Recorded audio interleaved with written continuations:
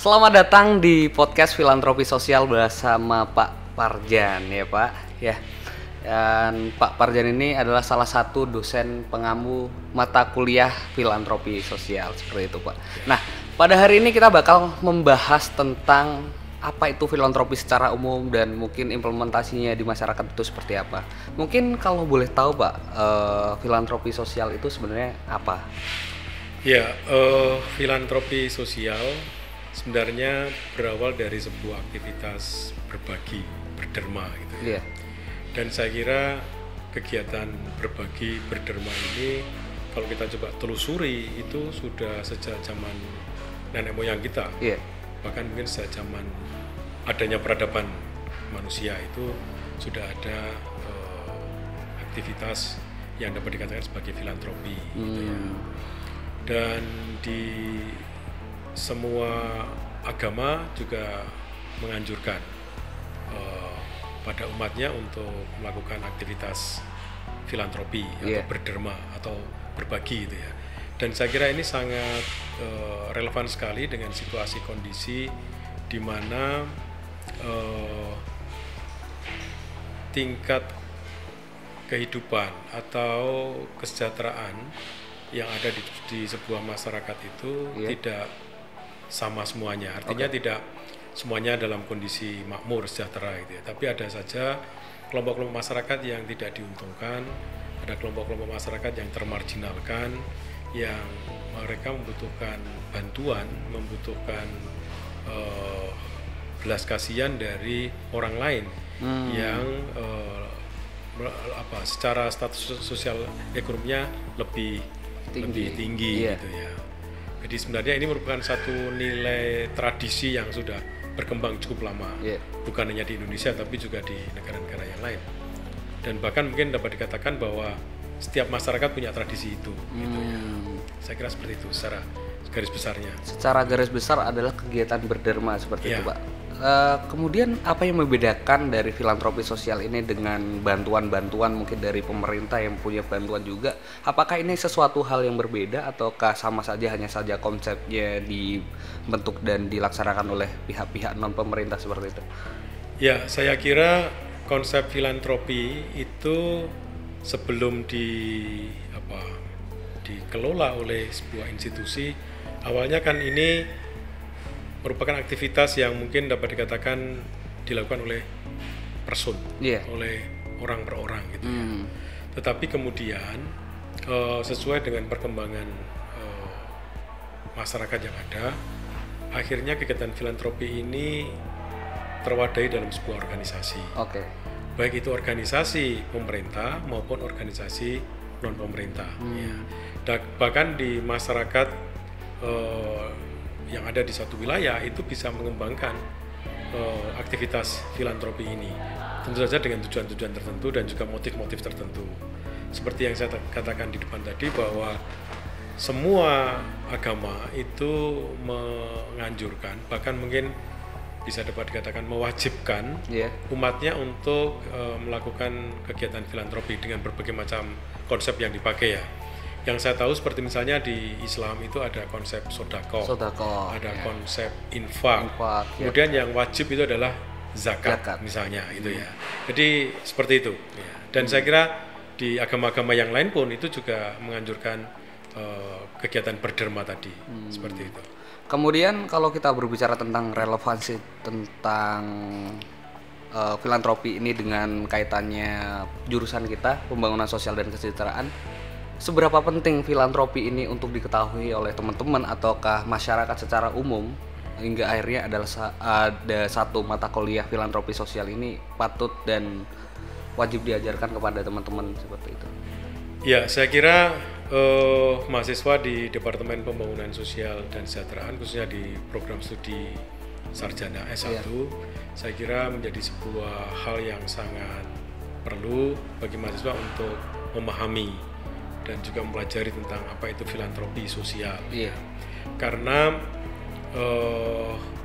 aktivitas filantropi ini saya kira mengalami perkembangan yang cukup dinamis, mulai dari yang tadi aktivitas yang hanya sekedar berderma, berbagi, mungkin bisa orang per orang karena belas kasihan gitu ya. Tetapi kemudian di dalam perkembangannya ini sudah kemudian melembaga, diwadahi dalam sebuah organisasi dan bahkan mungkin bisa dilakukan dalam rangka untuk menciptakan sebuah perubahan. Ya, bisa perubahan sosial misalnya. Dari situasi kondisi tertentu menuju pada situasi kondisi yang lebih baik. Bahkan bukan hanya sekedar pada isu-isu sosial, tapi kegiatan filantropi sosial atau yang sering disebut dengan filantropi keadilan sosial. Ini sebuah perkembangan konsep yang baru dari filantropi yang saya kira bisa dipakai sebagai sebuah alat, sebagai sebuah tool untuk mencapai satu tujuan tertentu. Ya, bisa di bidang sosial, bisa di bidang lingkungan, bahkan mungkin bisa di bidang politik. Dengan berbagai macam aktivitas yang dilakukan di sana. Ya, saya kira cakupannya cukup luas. Dan saya kira dinamika yang berkembang di masyarakat kita luar biasa. Dulu awalnya itu, seingat saya, itu pada waktu kenapa muncul kegiatan filantropi sosial, itu yang kemudian ini menjadi embrio untuk melembaga gitu ya, menjadi diwadahi dalam sebuah lembaga itu, berawal dari adanya sebuah musibah biasanya atau bencana. Yang kemudian atas kepedulian dan juga inisiatif dari sebuah lembaga yang pada waktu itu adalah lembaga media cetak waktu itu ya, yang kemudian di pojok bagian depan dari media itu menampilkan sumbangan-sumbangan dari masyarakat yang kemudian itu dikumpulkan bersama dan kemudian untuk membantu saudara-saudara kita yang sedang mengalami musibah tadi. Awalnya seperti itu, tapi kemudian sejalan dengan perkembangan teknologi yang ada, sekarang sudah misalnya ya kita bisa melakukan aktivitas filantropi itu melalui media sosial, bahkan kita bisa melalui gadget kita juga bisa seperti itu. Berarti perkembangan dari sebuah filantropi sosial ini memang sudah panjang, dan kalau kita berbicara tentang PSDK dan tentang pembangunan masyarakat, mungkin ada contoh real yang PSDK lakukan atau Bapak sendiri mungkin ada salah satu contoh kasus untuk mengangkat satu isu filantropi sosial ini di masyarakat mungkin? Ya, sebelum saya menjelaskan contoh yang terkait dengan aktivitas filantropi di masyarakat, barangkali mungkin perlu saya tambahkan bahwa kita mungkin perlu memposisikan bahwa filantropi ini sebagai sebuah aktivitas yang sifatnya tidak substitutif gitu ya, tidak mengganti peran yang dilakukan oleh negara itu enggak. Seperti misalnya negara juga atau pemerintah itu punya kegiatan-kegiatan yang memberikan bantuan-bantuan sosial ya. Kalau di dalam konsep pembangunan sosial atau kebijakan sosial sering disebut dengan misalnya social assistance ya, bantuan sosial. Itu bisa cash transfer atau mungkin yang lain, seperti misalnya ada BLT, bantuan langsung tunai, kemudian ada Rastra, beras untuk kesejahteraan, dan seterusnya ya. Nah, dalam konteks seperti itu kita tidak bisa memposisikan filantropi sebagai sebuah tandingan, enggak, tetapi saling melengkapi, komplementer. Komplementer. Karena pada satu sisi pemerintah juga mengalami keterbatasan. Baik. Sementara warga masyarakat yang membutuhkan bantuan karena mereka tidak diuntungkan dalam proses pembangunan ini atau mereka mungkin termarginalkan gitu ya, mereka membutuhkan program-program yang tidak hanya dilakukan oleh pemerintah saja, tetapi barangkali nanti dari lembaga-lembaga non pemerintah, bisa itu yayasan, bisa itu mungkin NGO atau yang lain yang punya concern terhadap persoalan tadi, bisa melakukan aktivitas seperti itu yang sifatnya adalah melengkapi gitu ya, seperti itu.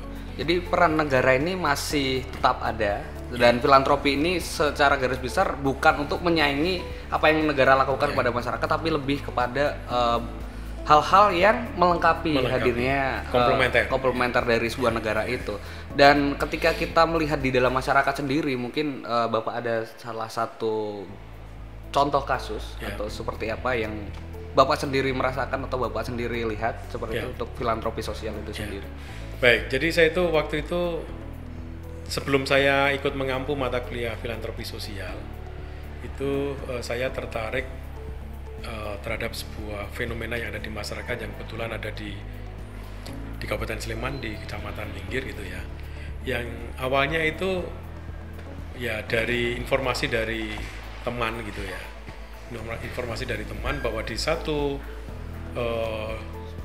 pedusunan gitu yang ada di Kecamatan Minggir, bahkan bukan pada level dusun tapi bahkan lebih kecil lagi, jamaah. Oh, jamaah. Ya, jadi ada keprihatinan dari beberapa tokoh masyarakat yang ada di situ yang melihat realitas permasalahan sosial yang ada di lingkungannya, seperti misalnya ada yatim piatu yang tidak mampu untuk meneruskan sekolah. Baik. Terus kemudian ada lansia yang dia tidak mampu untuk mengakses pelayanan kesehatan, sementara mereka membutuhkan pelayanan seperti itu. Kemudian juga ada kalangan remaja atau pemuda yang dia sudah tamat dari sekolah SLTA gitu ya, tetapi dia mau mencoba untuk melakukan sebuah belajar berusaha tapi tidak punya modal. Oke. Nah, berangkat dari keprihatinan seperti itu, maka di komunitas kecil di jamaah tadi yang ada di sebuah dusun di Kecamatan Minggir tadi mencoba untuk menginisiasi sebuah aktivitas yang mungkin dapat kita katakan dalam konteks ini adalah sebagai bentuk dari aktivitas filantropi sosial. Atau filantropi keadilan sosial gitu ya. Yang itu berawal dari donatur hanya beberapa orang yang dari ada di jamaah itu yang kemudian mencoba untuk melakukan perubahan ya, mungkin melakukan interpretasi terhadap syariat, tapi interpretasi dalam artian positif gitu ya. Biasanya kalau zakat itu kan hanya dibayarkan pada biasanya ya, menjelang hari raya Idul Fitri. Tapi kemudian beberapa tokoh masyarakat tadi menyadari bahwa masyarakat yang tadi ada anak-anak yatim, ada lansia, ada pemuda yang membutuhkan bantuan modal usaha. Ini tidak hanya butuh pada waktu Idul Fitri saja. Nah, kemudian apa yang mereka lakukan adalah dengan mengidentifikasi siapa yang bersedia untuk menjadi funding, kemudian dia dibentuk panitia gitu ya di jamaah tadi, yang kemudian membagikan kotak seperti kotak infak itu. Oh iya, itu diberikan kepada pada beberapa jamaah tadi yang bersedia untuk menyisihkan rezekinya untuk dipakai membiayai program-program tadi untuk anak yatim, untuk lansia, untuk pemberdayaan pemuda dan sebagainya.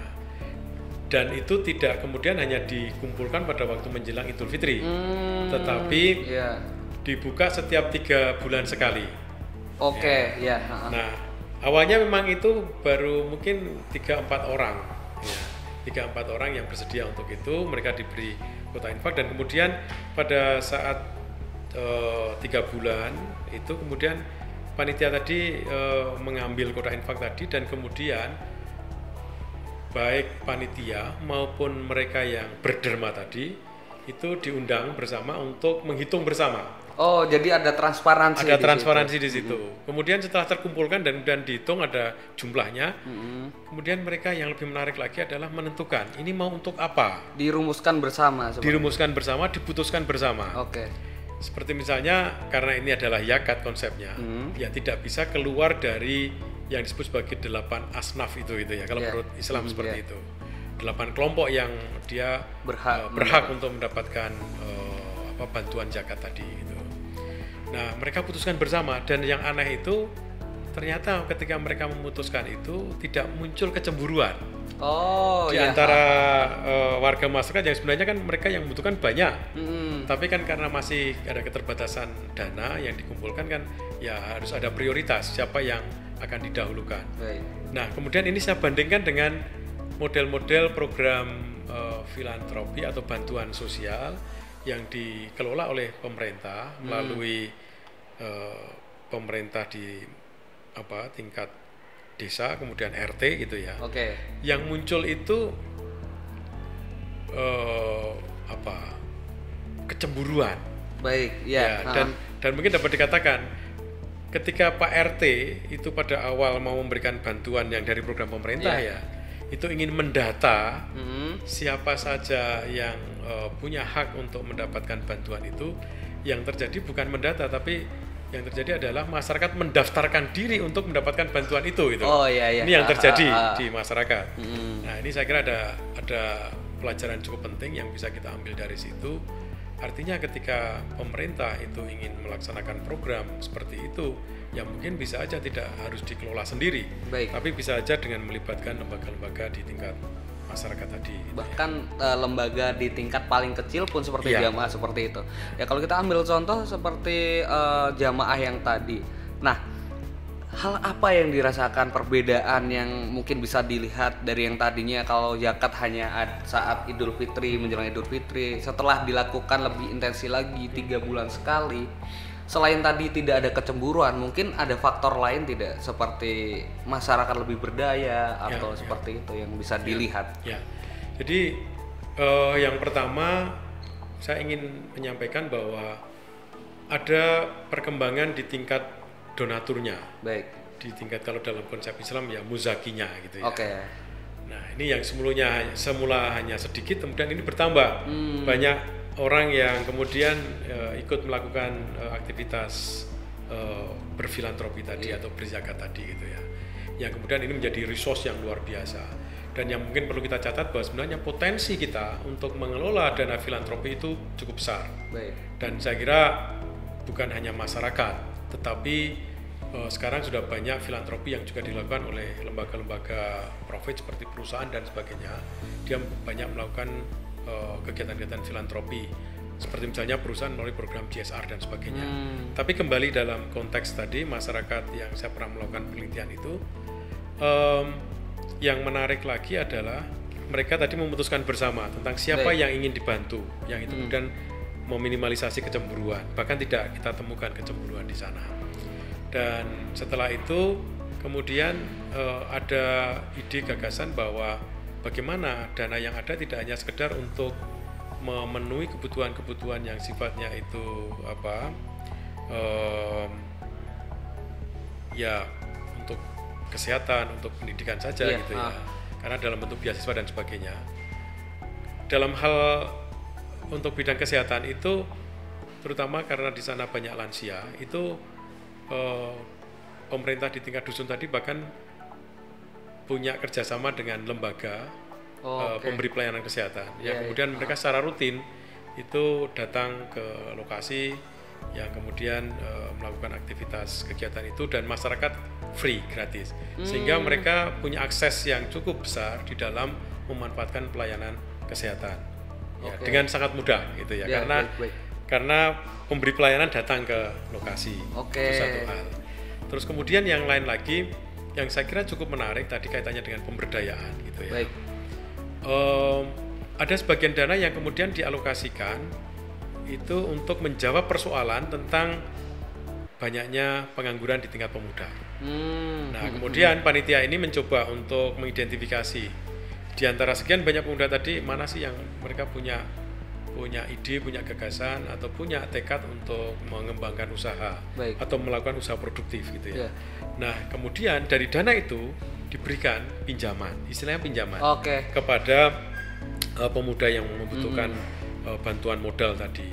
Yang menarik adalah mereka tidak membayarkan yang disebut dengan jasa atau bunga, enggak.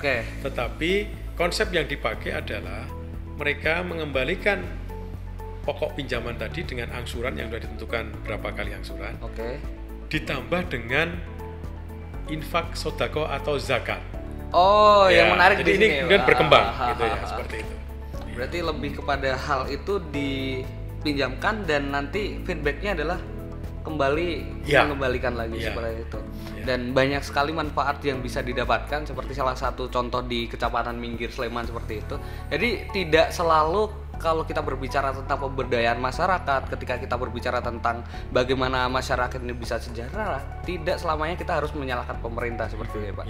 Perlu juga peran-peran kecil dari kelompok-kelompok, bahkan dari lingkup terkecil seperti individu atau kelompok masyarakat seperti yang tadi ada di Minggir, itu juga harus berperan. Jadi kalau saya bisa simpulkan, Pak, hal ini akan jauh lebih baik jika untuk mengentaskan kemiskinan atau membuat masyarakat sejahtera itu tidak hanya dibebankan kepada satu pihak, tapi kita bekerja sama, kita bersama-sama untuk mewujudkan masyarakat ini bisa menjadi lebih sejahtera lagi.